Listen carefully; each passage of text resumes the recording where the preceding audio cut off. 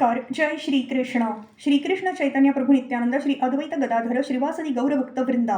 Enunciating text 4, text 5 and text 6 of chapter 7. Further inquiries by Vidur of third canto of the status quo Srimad Bhagavatam. Text 4. Asrakshita Bhagwan Vishwam Gunamayyatma Mayaya Taya Samsthapaya Tyetadabhuyah Pratyapi Dhasyati. By his self-sheltered potency of the three modes of material nature, the Lord has caused the creation of this universe. By her he maintains the creation and conversely dissolves it again and again. This cosmic universe is created by the Lord for those living entities who are carried away by the illusory thought of becoming one with the Lord by imitation. The three modes of material nature are for the further bewilderment of the conditioned souls. The conditioned living entity, bewildered by the illusory energy, considered himself a part of the material creation due to forgetfulness of his spiritual identity, and thus he becomes entangled in material activities life after life. This material world is not for the purpose of the Lord himself, but is for the conditioned souls who wanted to be controllers due to misuse of their God-gifted minute independence. Thus the conditioned souls are subjected to repeated birth and death. Text 5. Deshatah kalato yo asav vasthatah swato anyatah aviluptav bodhatma sa yujje tajaya katham. The pure soul is pure consciousness and is never out of consciousness, either due to circumstances, time, situations, dreams, or other causes. How then does he become engaged in nescience? The consciousness of the living being is always present and never changes under any circumstances as here mentioned. When a living man moves from one place to another, he is conscious that he has changed his position. He is always present in the past, present, and future like electricity. One can remember incidents from his past and can conjecture about his future also on the basis of past experience. He never forgets his personal identity, even though he is placed in awkward circumstances. How then can the living entity become forgetful of his real identity as pure spirit soul and identify with matter unless influenced by something beyond himself?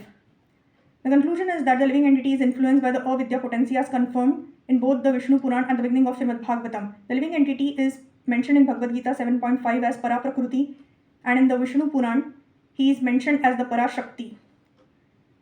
The potent can exhibit many potencies, but the potency cannot equal the potent at any stage.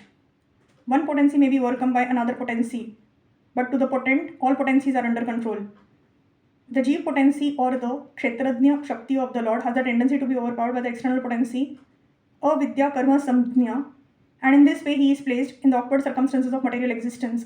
The living entity cannot be forgetful of his real identity unless influenced by the Avidya potency. Because the living entity is prone to the influence of the Avidya potency, he can never equal the supreme potent.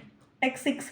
Bhagwan eka e vaisha sarva kshetreshva vasthitah amushya durbhagatvam va klesho va karma bhiha kutah. The Lord as the super soul is situated in the heart of every living being. Why then do the living entities' activities result in misfortune and misery? The next question put forward by Vidur to Maitreya is, why are the living entities suffering in so many miseries and misfortunes in spite of the Lord's presence in their heart as the super soul?